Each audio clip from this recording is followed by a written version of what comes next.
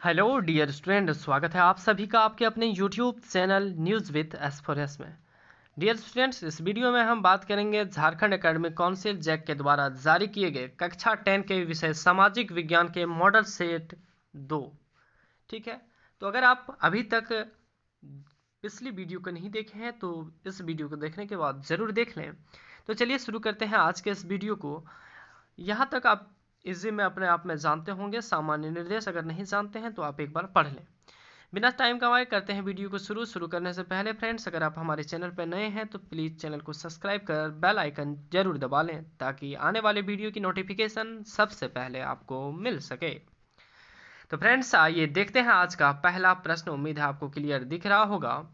पहला प्रश्न कुछ इस प्रकार है कि 1789 ईस्वी में फ्रांस की क्रांति के समय किसका शासन था? 1789 ईस्वी में फ्रांस की क्रांति के समय किसका शासन था? तो इसका राइट आंसर क्या होगा? राइट आंसर हो जाएगा लुई 16वीं। क्या लुई 16वीं का शासन था? ऑप्शन सी हुआ इसका करेक्ट आंसर। अगला प्रश्न है आपका दूसरा number. The spirit of law नामक पुस्तक के लेखक कौन थे? द स्पिरिट ऑफ लॉ नामक पुस्तक के लेखक कौन थे? तो इसका जो राइट आंसर होगा वो होगा मॉन्टेरेस्क्यू। कौन थे? मॉन्टेरेस्क्यू। मॉन्टेरेस्क्यू, ठीक है, या इसको मॉन्टेस्क्यू भी बोलते हैं। कभी कभी रेस्क्यू देता है, कभी कभी मॉन्टेस्क्यू बोलते हैं। ऑप्शन ख होगा इसका राइट आंसर, मॉन्टेस्क्यू। अगला प्रश्न है आपका तीसरा नंबर। यह किसका कथन है? जब फ्रांस छींकता है तो बाकी यूरोप को सर्दी जुकाम हो जाता है। तो इसका किसका कथन है? तो ये जो कथन है वो है मैटरनिक का कथन। ऑप्शन क होगा इसका सही आंसर। मैटरनिक का कथन है कि जब फ्रांस छींकता है तो बाकी यूरोप को सर्दी जुकाम हो जाता है। अगला प्रश्न है चौथा नंबर, और ये प्रश्न याद रखिएगा, ये तीसरा नंबर काफ़ी इंपॉर्टेंट है और जो चौथा नंबर भी कर रहे हैं ये भी काफ़ी इंपॉर्टेंट है। कुछ इस प्रकार है, जर्मनी का एकीकरण कब हुआ या कब पूरा हुआ? तो जर्मनी का एकीकरण कब पूरा हुआ? तो 1871 ईस्वी में जर्मनी का एकीकरण पूरा हुआ। ऑप्शन ग होगा इसका सही विकल्प। अगला है आपका पांचवा नंबर। फ्रेडरिक सॉर्यू कौन था? कौन? फ्रेडरिक सॉर्यू कौन था? ऑप्शन इसका क्या होगा राइट आंसर? तो 5 का जो राइट आंसर होगा वो होगा ए नंबर, फ्रांसीसी चित्रकार। क्या थे? फ्रेडरिक सॉर्यू कौन थे? फ्रांसीसी चित्रकार थे। ऑप्शन क विकल्प क होगा सही उत्तर। फ्रेंड्स, हम आपको विकल्प डायरेक्ट नहीं बता रहे, इस प्रकार बता देते हैं कि विकल्प बताने में हम समय नहीं दे रहे हैं, आपको डायरेक्ट आंसर बता रहे हैं। कि विकल्प कैसे बताते हैं, जैसे हम अभी ये प्रश्न पढ़ें कि फ्रेडरिक सॉर्यू कौन था, तो हम बोलते हैं फ्रांसीसी चित्रकार, जर्मन दार्शनिक, ऑस्ट्रियाई का इतिहासकार, ब्रिटेन का प्रधानमंत्री। तो हम इतना ना बोल के आपके समय को ना लेते हुए, क्योंकि एग्जाम नज़दीक है, हम डायरेक्ट बोल रहे हैं कि फ्रांसीसी चित्रकार, और इसमें आप कन्फ्यूज भी नहीं होंगे। अगला है कि गांधी जी दक्षिण अफ्रीका कब गए? तो गांधी जी दक्षिण अफ्रीका कब गए? तो ये जो राइट आंसर होगा वो होगा घ नंबर, 1893 ईस्वी 1893 में गांधी जी दक्षिण अफ्रीका गए थे। याद रखिएगा, घ नंबर होगा इसका सही विकल्प। अगला प्रश्न है आपका, चोरी चोरा हिंसात्मक घटना कब हुई? चोरी चोरा हिंसात्मक घटना कब हुई? विकल्प में दिया गया है 5 फरवरी 1922, 8 नवंबर 1924, 10 फरवरी 1927, 9 अप्रैल 1930।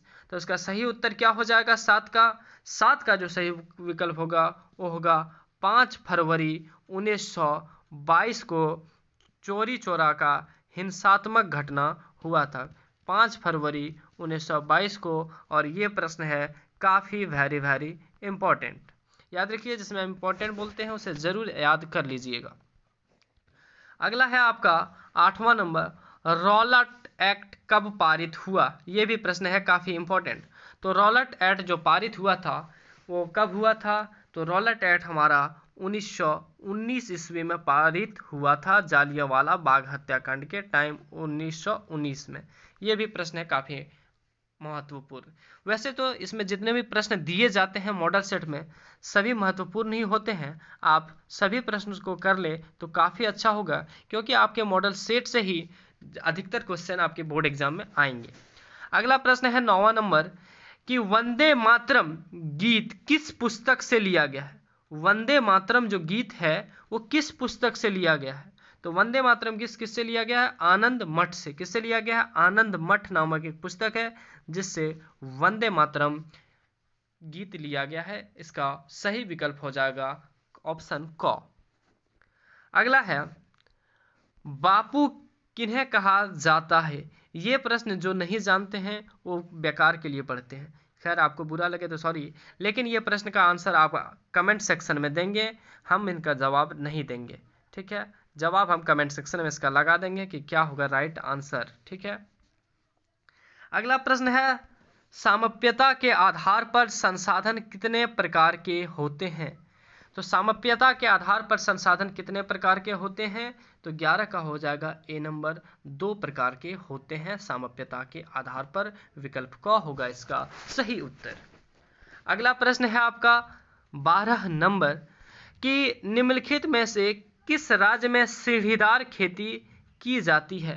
तो किस राज्य में सीढ़ीदार खेती की जाती है, तो इसका जो सही विकल्प होगा तो 12 का सही विकल्प हो जाएगा पंजाब। पंजाब में सीढ़ीदार खेती की जाती है।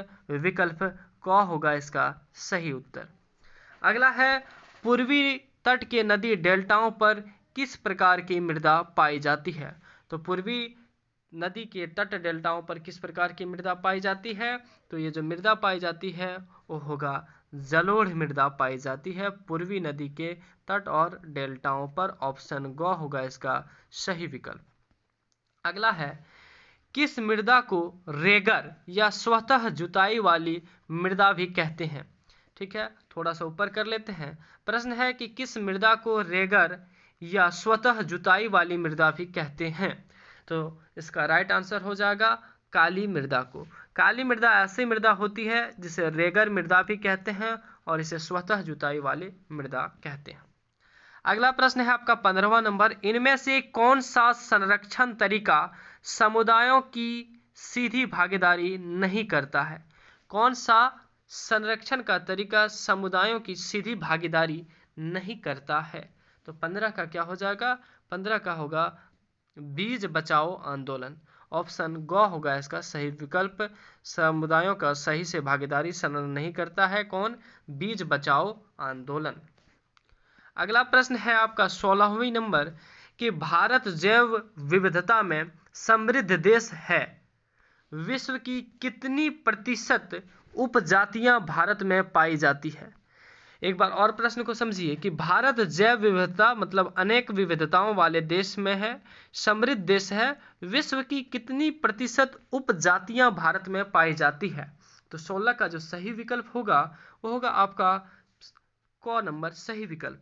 8% जो जातियां हैं उपजातियां, वो विदेश की उपजातियां भारत में पाई जाती है 8%। ठीक है, तो 16 का विकल्प हुआ क सही। अगला प्रश्न है आपका 17 नंबर कि भारतीय वन्य जीव रक्षण अधिनियम कब लागू किया गया।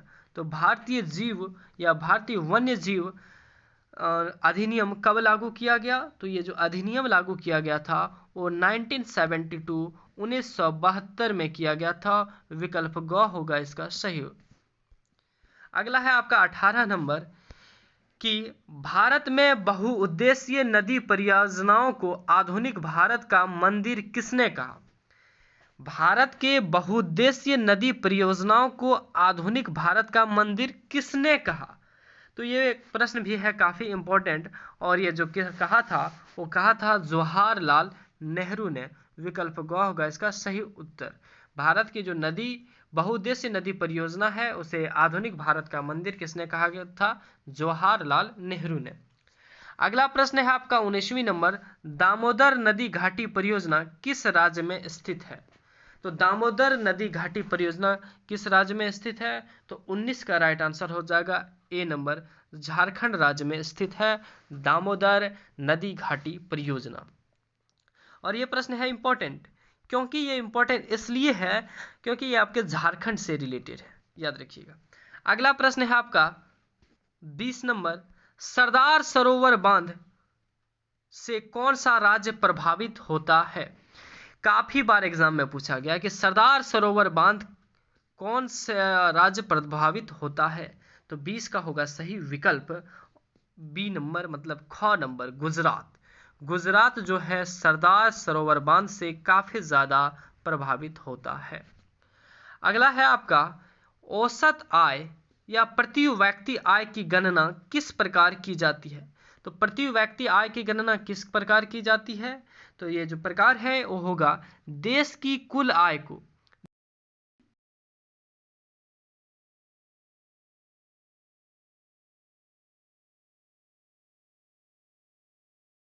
अपने आप आ जाता है कभी कभी कि देश की कुल आय को जब देश की कुल जनसंख्या से भाग देते हैं, देश की जो कुल आय है इसको हम लिखते हैं राष्ट्रीय आय। राष्ट्रीय आय को जब हम देश की कुल जनसंख्या से विभाजित करते हैं या भाग देते हैं तो जो परिणाम आता है उसे हम बोलते हैं औसत आय या फिर प्रति व्यक्ति आय। विकल्प क होगा इसका सही उत्तर।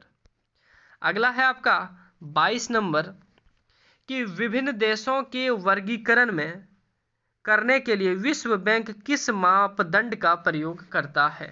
विभिन्न देशों के वर्गीकरण करने के लिए विश्व बैंक किस मापदंड का प्रयोग करता है? तो जो मापदंड का प्रयोग करता है वो प्रति व्यक्ति आय का प्रयोग करता है। अगला है नवीकरणीय साधन का उदाहरण है। तो नवीकरणीय साधन का उदाहरण है कोयला, पेट्रोल, भूमिगत जल, उपरोक्त सभी। तो 23 का सही विकल्प क्या हो जाएगा? होगा ग नंबर, भूमिगत जल नवीकरणीय साधन का उदाहरण है। अगला है आपका 24 नंबर प्रश्न कि लोगों के विकास के लक्ष्य होते हैं। लोगों के जो विकास के लक्ष्य होते हैं वो क्या होते हैं? वो जो होते हैं क्या होते हैं? भिन्न भिन्न या परस्पर विरोधी होते हैं। लोगों के विकास के लक्ष्य क्या होते हैं? भिन्न भिन्न होते हैं या फिर परस्पर विरोधी होते हैं। अगला है आपका प्रश्न 25 नंबर, देख पा रहे हैं। प्रश्न है कुछ इस प्रकार, रामू एक किसान है जिसने अधिशेष गेहूं को एक आटा मिल के मालिक को 10 रुपए प्रति किलोग्राम की दर से बेचा। मिल मालिक ने बिस्कुट कंपनी को 15 रुपए प्रति किलोग्राम की दर से बेचा। बिस्कुट कंपनी ने आटे के साथ चीनी एवं तेल जैसी चीज़ों का उपयोग कर बिस्कुट के 4 पैकेट बनाए, ठीक है, और बाजारों में उपभोक्ताओं को 80 रुपये में बेचा। 20 रुपये प्रति पैकेट की दर से बिस्कुट को बेचा। सकल घरेलू उत्पाद की गणना में उपयुक्त में से किस वस्तु के मूल्य को लिया जाएगा? देखिए रामू एक किसान था, उसने क्या किया, 1 केजी आटा था, 1 केजी आटे को किसके पास बेचा? तो बिस्कुट के फैक्ट्री आटे के मिल में बेचा, मिल मालिक को। तो मिल मालिक को 10 रुपये प्रति केजी बेचा। मिल मालिक उसको क्या किया, 15 रुपये प्रति किलोग्राम की दर से बिस्कुट कंपनी को बेच दिया। और बिस्कुट कंपनी ने 1 केजी गेहूं से, आटे से कितना, 4 पैकेट बिस्कुट बनाया और 4 पैकेट को कितने की दर से बेचा? तो 20 रुपये की दर से बेचा, मतलब 80 रुपये में बिस्कुट कंपनी ने बेचा, ठीक है। तो यहाँ प्रश्न कुछ नहीं पूछा कि कितने में बेचा, प्रश्न पूछ रहा है कि सकल घरेलू उत्पाद में किसकी गणना, उपयुक्त में से किसकी गणना होगी? तो जो उपयुक्त में जो गणना होगी वो होगी गेहूं की। क्या होगी? गेहूं की गणना की जाएगी। 25 का होगा सही विकल्प ए नंबर। अगला प्रश्न है आपका, विनिर्माण की क्रिया किस क्षेत्र का भाग है? तो विनिर्माण की क्रिया किस क्षेत्र का भाग है? तो यह द्वितीयक क्षेत्र का भाग है। विनिर्माण की क्रिया द्वितीयक क्षेत्र का भाग है, याद रखिएगा। अगला है आपका 27 नंबर, अनीता एक साड़ी की दुकान में काम करती है जहां सवैतनिक अवकाश का कोई प्रावधान नहीं है। सवैतनिक अवकाश कहते हैं कि आपको वेतन भी दे रहा है और आप 1-2 दिनों की छुट्टी ले लेते हैं, तो उसे कहते हैं सवैतनिक अवकाश का कोई भी प्रावधान नहीं है। जबकि सीता एक सरकारी अस्पताल में नर्स है जहां उसे वर्ष में कुछ दिनों के सवैतनिक अवकाश मिलता है। इन दोनों में किसका कार्य क्षेत्र संगठित है और किसका असंगठित। तो ध्यान रखिएगा, जिसमें वेतन मिलता है छुट्टी के बाद भी उसे कहते हैं संगठित, और जो मतलब जितने दिन काम करें उसे कहते हैं असंगठित। सरकारी नौकरी है तो हैं आप संगठित, और अगर आप करते हैं किसी प्राइवेट कंपनी में काम और अगर आप नहीं जाते हैं तो वो क्या है, वह है असंगठित। तो अनीता क्या है, अनीता असंगठित है और सीता क्या है, संगठित है। विकल्प क होगा इसका सही जवाब। अगला प्रश्न है, अंतिम वस्तुओं के मूल्य में मध्यवर्ती वस्तुओं का मूल्य डैश होता है। अंतिम वस्तुओं के मूल्य में मध्यवर्ती वस्तुओं का मूल्य क्या होता है, क्या होता है, पहले से ही शामिल होता है। अगला प्रश्न है आपका, राष्ट्रीय ग्रामीण रोजगार गारंटी अधिनियम कब अस्तित्व में आया, और ये प्रश्न है काफी इंपॉर्टेंट। तो कब अस्तित्व में आया, तो ये जो अस्तित्व में आया था वो आया था 2008 में। लागू किया गया था कब, तो 2005 में, और अस्तित्व में आया 2008 में, मतलब ज्यादातर उजागर हुआ 2008 में, याद रखिएगा। अगला प्रश्न है आपका 30 नंबर, भंडारण को किस क्षेत्रक में शामिल किया जाता है। तो भंडारक को किस क्षेत्रक में शामिल किया जाता है, तो इसे शामिल किया जाता है तृतीयक क्षेत्रक में। भंडारक को तृतीयक क्षेत्रक में शामिल किया जाता है। अगला है आपका 31 नंबर, संघीय शासन व्यवस्था के संबंध में निम्नलिखित में कौन असत्य है।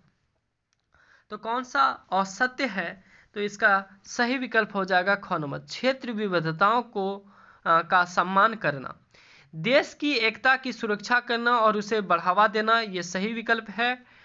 विभिन्न स्तरों की सरकारों के बीच सत्ता का बंटवारा, ये भी सही विकल्प है। अदालतों को संविधान और विभिन्न स्तर की सरकारों के अधिकारों की व्याख्या का अधिकार न होना, ये भी सही विकल्प है। तो यहाँ असत्य विकल्प पूछा है तो असत्य विकल्प है, विकल्प ख सही उत्तर होगा इसका। अगला है आपका, बेल्जियम में फ्रेंच भाषा बोलने वालों का कितना प्रतिशत है, या प्रतिशत कितना है। तो बेल्जियम जो है उसमें फ्रेंच भाषा जो बोलने का वाला है कितना प्रतिशत है, 40%। 40% बेल्जियम में है फ्रेंच भाषा बोलने वाला।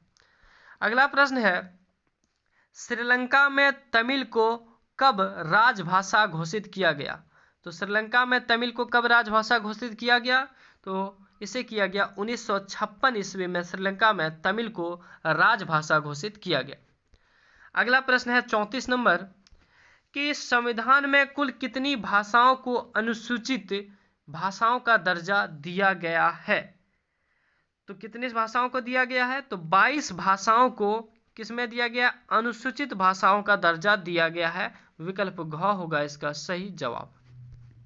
अगला है आपका 35 नंबर, निम्नलिखित में कौन सुमेलित नहीं है, मतलब कौन सा एक दूसरे से मेल नहीं खाता है, उसे बोलते हैं सुमेलित नहीं।